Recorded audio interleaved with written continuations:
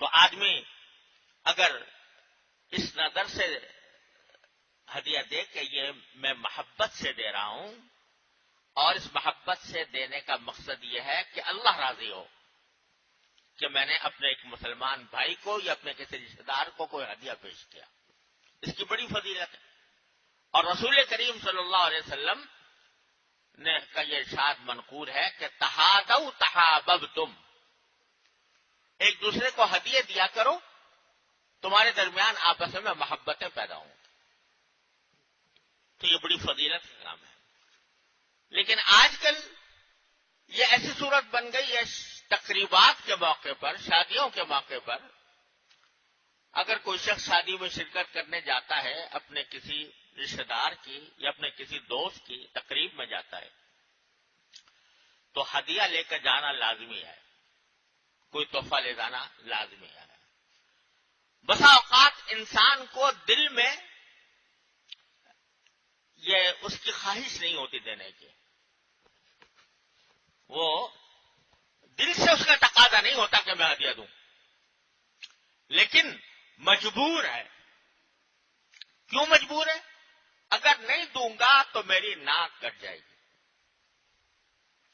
اگر نہیں دوں گا تو تقریب والا ناراض ہو جائے گا، اور اگر نہیں دوں گا تو دنیا کیا کہے گی کہ بھائی اتنا قریبی دوست تھا، اتنا قریبی رشتہ دار تھا، مگر اس نے نکاح کے موقع پر اس کو کوئی ہدیہ بھی نہیں دیا، کوئی تحفہ بھی نہیں دیا۔ اب یہاں جو دے رہا ہے وہ اللہ کے لیے نہیں دے رہا، کیونکہ اندر سے دل نہیں چاہ رہا تھا، اندر سے دل نہیں چاہ رہا تھا، لیکن اس لیے دے رہا ہے کہ میں لوگوں کی اعتراض سے بچ جاؤں اور لوگ مجھے کیا کہیں گے۔ تو اب جو دے رہا ہے وہ لوگوں کی خاطر دے رہا ہے، اللہ کے لیے نہیں۔ تو یہ ان صلاتی و نسکی للہ میں داخل نہ رہا۔ اب یہ کیا ہو گیا؟ یہ خالص ریاکاری ہو گئی، یہ خالص نام و نمود ہو گیا۔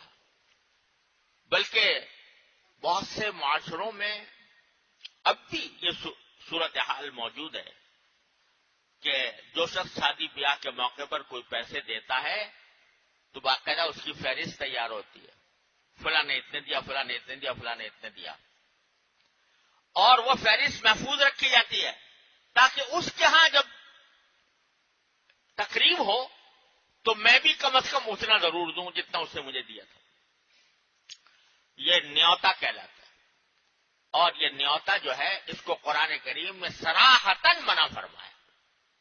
ما آتیتم من ربا لیربو فی اموال الناس فلا یربو عند اللہ، اگر تم کسی دوسرے کو ہدیہ اس نیت سے دے رہے ہو کہ وہ پلٹ کر تمہیں اس سے زیادہ دے گا تو یہ اللہ کے ہاں کوئی اس کی قدر و قیمت نہیں ہے، اور یہ تمہارے لیے بجائے ثواب کے الٹا گناہ ہے تمہارے لیے یہ کرنا۔ اب ذرا ہم اپنے گریبانوں میں منہ ڈال کے دیکھ لیں کہ ہم کیا کر رہے ہیں۔